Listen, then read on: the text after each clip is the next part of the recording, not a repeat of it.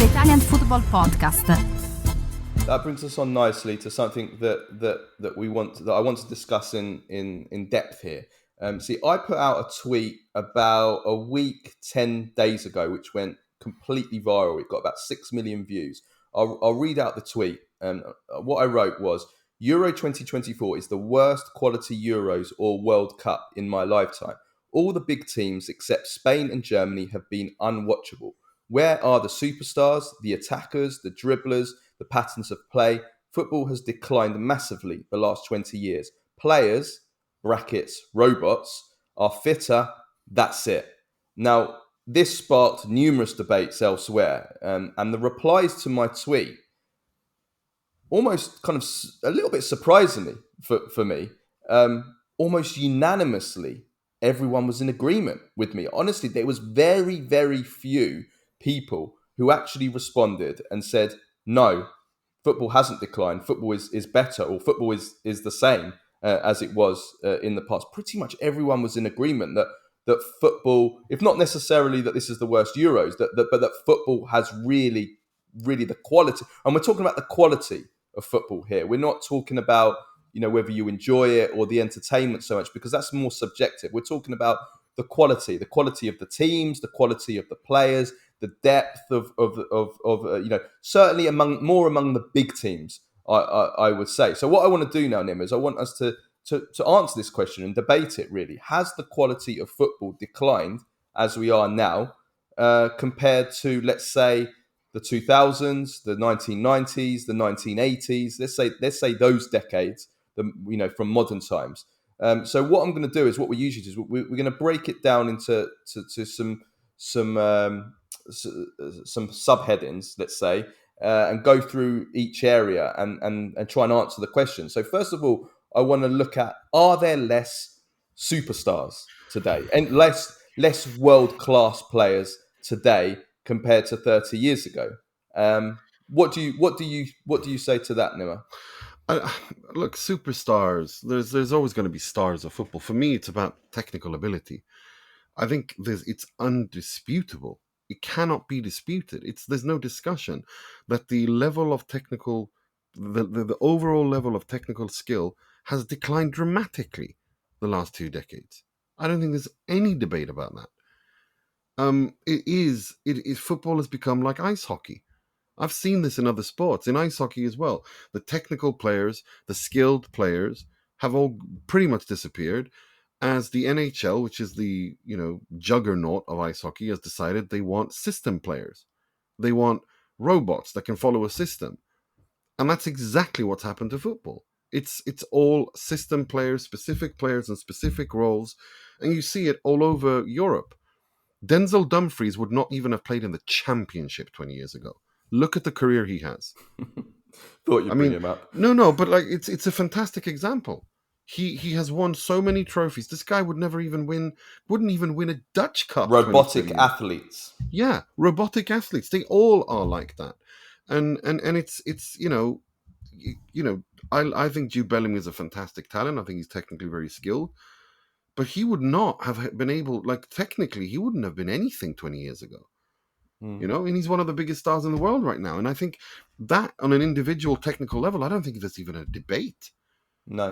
I honestly don't even think there's a debate. No. And the reason for that is, and we've spoken about this many times on the pod, that kind of a player, the number 10, the fantasista, there's no room for it in Italia, in world football at all, unless it's a number 10 role that evolves and becomes. Also, that becomes, yes, you can have fantastic skill and creativity and vision, but you also have to be a good presser. You have to play with high intensity and so on and so forth.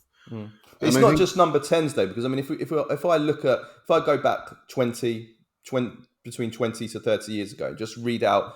If I go through the major nations and look at some of these superstars' names, right? Italy, Totti, Del Piero, Baggio, Vieri, Pirlo. And then if you want to look at superstar defenders that we had as well, Maldini, Cannavaro, Nesta, Buffon as a superstar goalie. Brazil, Romario, Ronaldo, Rivaldo, Cafu, Roberto Carlos, Ronaldinho, Kaká. Argentina, Batistuta, Riquelme, Veron, Ortega, Tevez, Redondo. France, Henry, Zidane, Papan, Vieira, Cantona, Ribéry. Holland, Bergkamp, Seedorf, Davids, Kluivert, Overmars, Van Nistelrooy. And if you want to go back to the early 90s, Milan, Rijkaard, Gullit, and Van Maradona Basten. for Argentina. Yeah, Maradona for Argentina. If you want to go back a little bit further, Portugal, Figo, Rui Costa, Deco, Paulo Futre, the young Cristiano Ronaldo, not the old one now. Germany, Klinsmann, Mateus, Bremer, Volla, Zama, Molla, Kola, Hesper. Ballack, Croatia, Suka, God, Boban, Hesper. Prozinecki, Serbia, Savicevic, Stojkovic, Mijatovic, Mijanovic. I mean, I'm just one after the other, after the other, after the other. Now, if you look at those same big nations I've gone through, and you tell me, pick up your superstar. Who's your superstar for Italy right now? Well, there isn't one. Who's your superstar from Brazil? There isn't one. Maybe Vinny Jr. That's it. That's your only superstar. Argentina. Who's your superstar from Argentina? Messi, who's 36 years old. France. Mbappe, maybe. That's their one superstar from France. Holland. They don't have a superstar. Portugal. I mean, they've got some quality. They do have some quality, but I don't know if they've got. I don't think they've got a world-beating superstar. Germany. Where's their superstar? Maybe Musiala could maybe be one.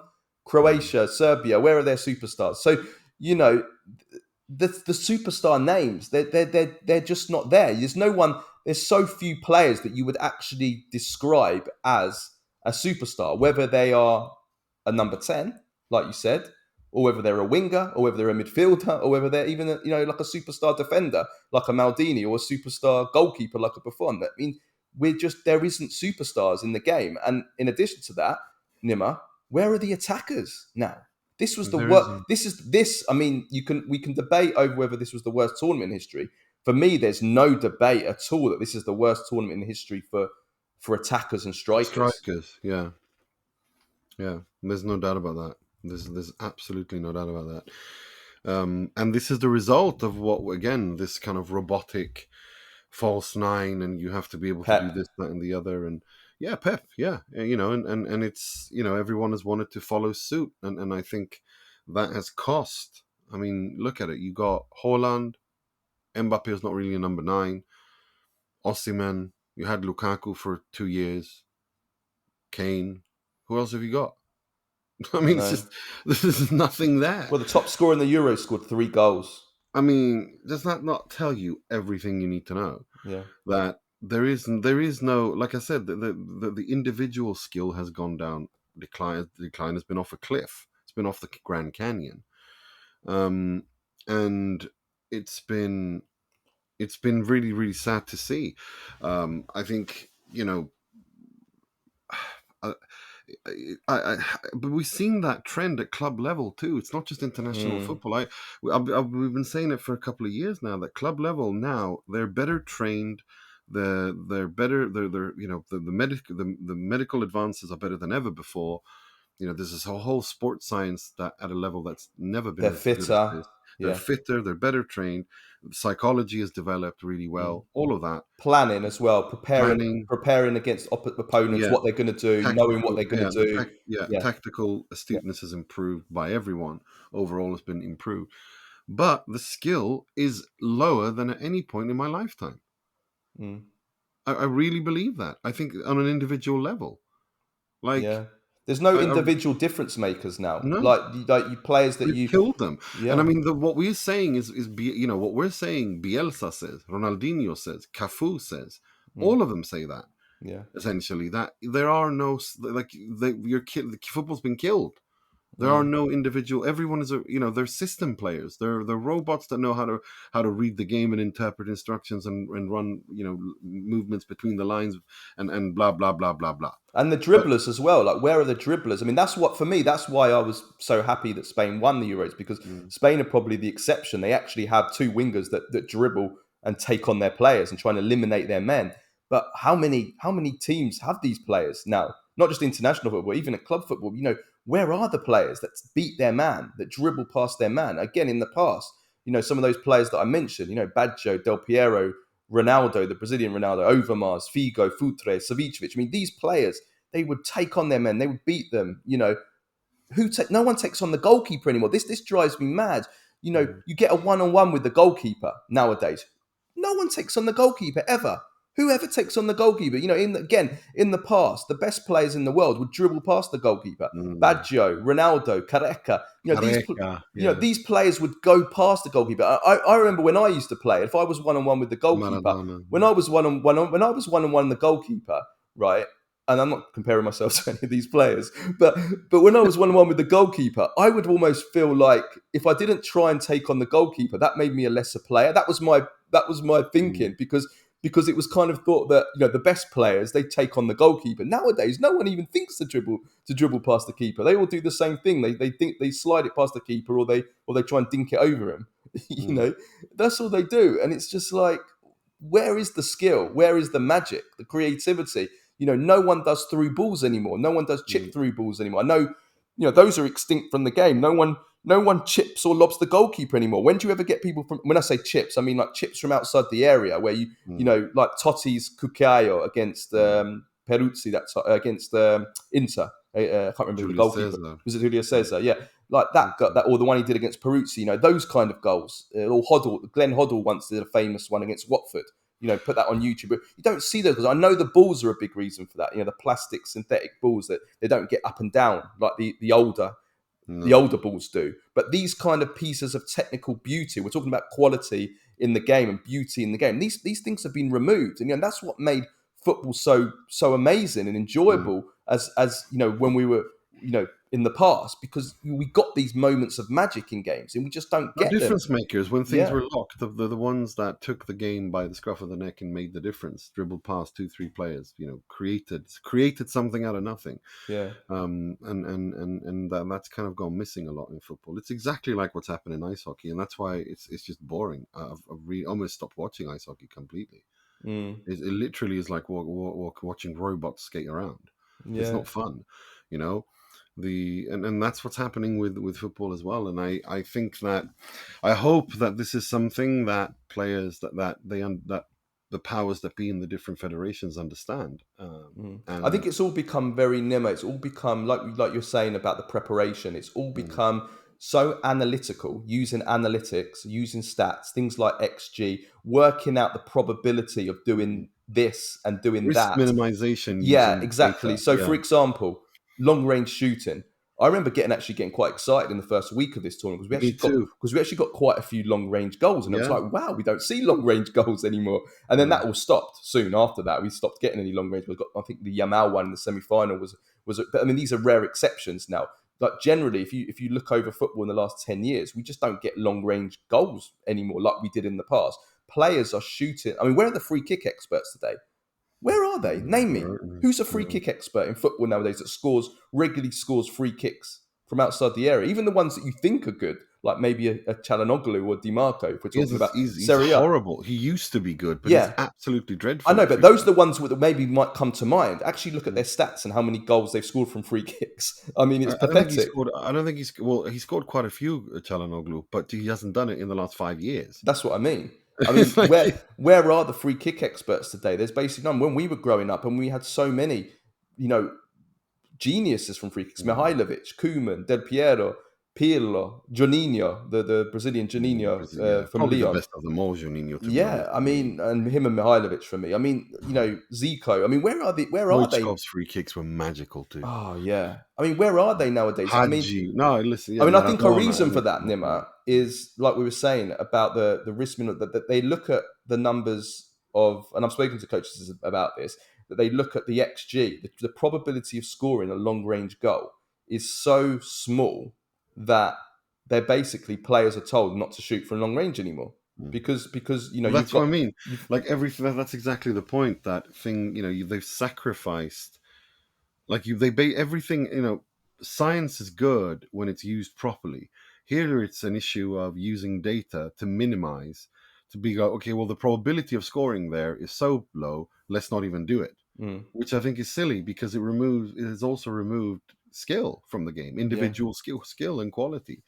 And I think it sucks the joy out of it too, because if you remember what was fun about football, it was the individual skill. Yes, there was system, there were tactics, there were lineups, all of that I loved, and I'm sure many listening did too.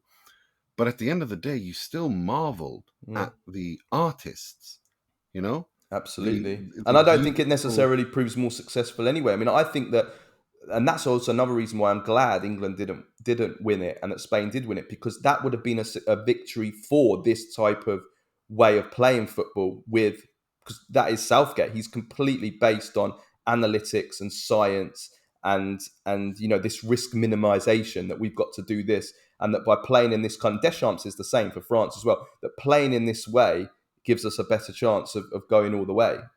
And yeah, like you said, I mean, there's better science, there's better nutrition, there's better professionalism, but definitely not better, better preparation as well. I think one thing that we can say is better is the smaller teams are better. No, of course. That's Look, the that's level, the overall level, I think there are more quality footballers today overall in total than there were 20, 30 years ago. But the technical individual level has dropped. Like it's two separate things. There are the number of good footballers today mm. grossly outweigh the ones that existed 20 years Yeah. The ago. gap isn't. There's not a big gap between No, the elite and and yeah, the but the yeah. individual skill at the very top has fallen off a cliff of the players at the very top, and I think it's a bit sad. But I also think that it goes in. I think everything goes in cycles, really, and I think that with because of the fact that international football is the quality is lower, it's only natural that a Deschamps and a Southgate want to risk minimize and say, well, we can actually get to a final. We can win if Mm. we get, do you know what I mean? I, Like they I, I look at agree. the I way. agree. I do agree with that. But at the same time, I think two things can be true at the same time. I do think that it is, because I see people saying this a lot. Club football is better than international football, and all this. I think that is partly true, but it's also false, because I think that there's an illusion that club football is better than it is, because nowadays in 2024, and it has been the case for the last 10 to 15 years, the biggest clubs, the super clubs, the Real Madrid, Barcelona, Bayern, Juventus, Inter, or the big Premier League clubs now, let's say PSG, they monopolize all the best players in the world, not just in their teams but in their squads, and to such an extent that when you get to the quarterfinals of the Champions League, you see this. It's amazing. The football is incredible. You've got all the best players in the world basically playing for these 8 teams, and the level is very, very high because you've got all the best players. But actually, if you go further down, then you look at the teams that are, in the domestic leagues from, fifth or sixth down into the mid table and down to the relegation teams. These teams are much, much weaker, because they don't have any of the best players. Whereas 20, 30, 40 years ago, all the best players in the world were spread over all teams in all leagues. They weren't condensed within just a small group of players. And that's why international football, for me, is the true litmus test for how strong football really is. And when you compare the international teams, the level of players for the international teams today to the same top international teams from 20, 30, 40 years ago, it's then that you realize just how much football has dropped off, because you then do the whole, well, how many of the Italy team would have got into the Italy team 20 years ago? How many of this Holland team would have got into the Holland team 20 years? And then you suddenly realize, well, actually, not many of them, if any Not at of them, all. would get into them. So that's where club football is actually an illusion. It's because Mm, all the best players are monopolized by 8 to 10 mm. teams around Europe, that everybody thinks, oh, it's amazing. But it's only amazing from the Champions League quarterfinals onwards. It's Yeah, not no, amazing anywhere else. You know what I no, mean? So no. I think that is where we really are, But I think, really at. look, I think that's true. I think, but then again, at the end of the day, I don't think it really matters for the growth of the game at international level, because the people who don't care about club football tune in when it's international football, and they will Mm. always do that. We've seen this, whether every time it's a Euros or a Copa America or World Cup or a Asian Cup or whatever, people, the casuals turn in and Mm. tune in. So I don't see a worry for the interest there, but I do have concerns for the interest at club level. I do, because it's like you said, it only gets good from the quarter semi-finals onwards in the Champions League. Mm. One or two games, maybe in 3 games, 4 games in the Premier League, in the entire calendar. Yeah. And other than that, it's just a long transport from September to May Yeah. in between that, and that's that, and again, and that's again, and that, the decline in individual quality accentuates that even more. And yeah, I mean, we'll see, what happens. But for international football, I'm not worried, because you don't, I don't watch international football to watch the best, like for the quality. I watch it because they're the stories. I think the stories are more interesting. The national stories of each club, of each player, of each country, qualifying for the first time. These sagas. Yeah, and it's a Uh, festival, isn't it? It's a it's a festival. festival, Yeah. exactly. It makes everyone happy. People come together. They, from all walks of life. They meet up, and it's a story. I remember growing up. I mean, the thing that I was fascinating. I've learned so much as a kid from collecting these Panini sticker books, and learning different names, and learning about different places and clubs and cities and different countries all over the world. And I fell in love with Uruguay in 1990. I didn't know anything about Uruguay until 1990. Do you know what I mean? Like that World Cup, Uruguay stole my heart. And I started, I fell in love with them, and those stories. That's the kind of thing that I think is beautiful about the World Cup, Copa America, Euros, and so on. But so that will never really disappear. But I do think that then football needs to start. Don't copy Spain, but but return to trying to develop technically skillful players. Allow children to dribble. Don't Yeah. There's a balance between only dribbling and never dribbling. Do you know what I mean? I Like, agree. you Yeah. have the decision making. That doesn't have to be so extreme. And because that's the thing It's that always makes. all or nothing, isn't it? It's Yeah, always everything's so. yeah. But yeah, everyone's so bipolar in their decision making. It's either this or that. It's like, no, it doesn't need to be like that. There's, you can strike a balance of that. And what I used to love about Italian football at an international level was exactly that. You had fantastic, skillful individual players, and you had players, and you had the coaches who were the smartest and played with their brains. You know, that's what I want to a little bit get back to. That's what I like. That's what I love. The balance. Yeah. So, but we'll see. I mean, and I tweeted out yesterday. Look, that Spain won the Euros because they were the best team. They deservedly won. There's no doubt about that.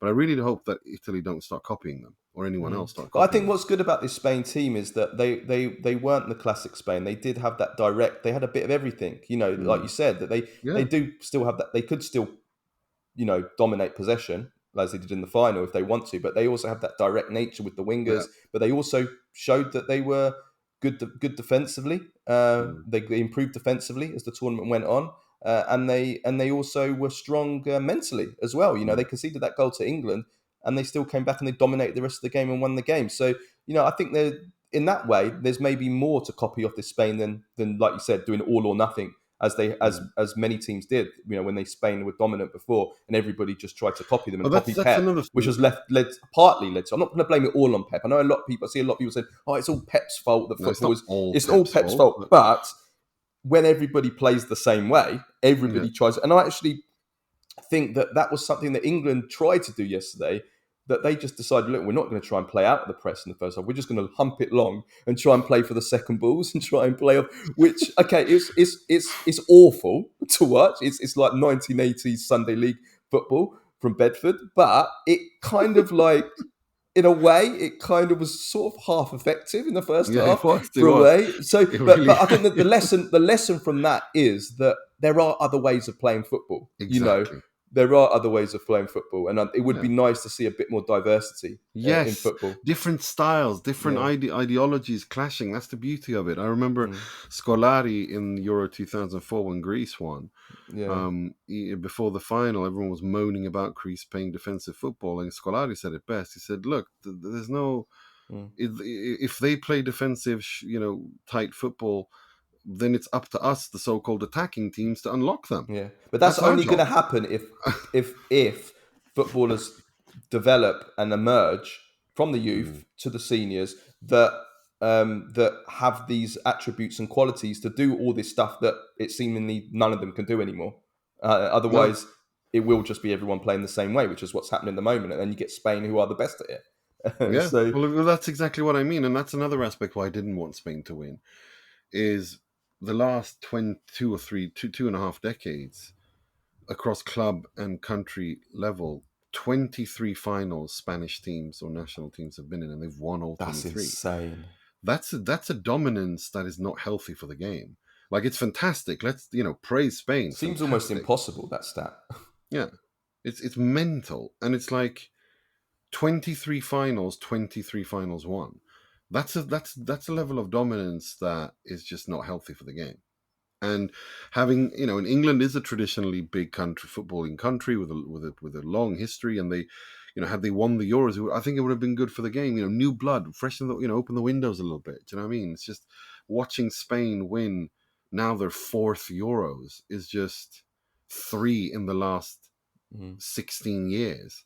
Yeah, Is just, although it is their first. To be fair, it is their first tournament won in 12 years. So when you no, put but it, since when you put it in that 2008, context, they've won 3 Euros. oh yeah, there's no doubt about it. It's been a period. It's been a great period, not just for Spanish So football, Spanish sport as yeah, well.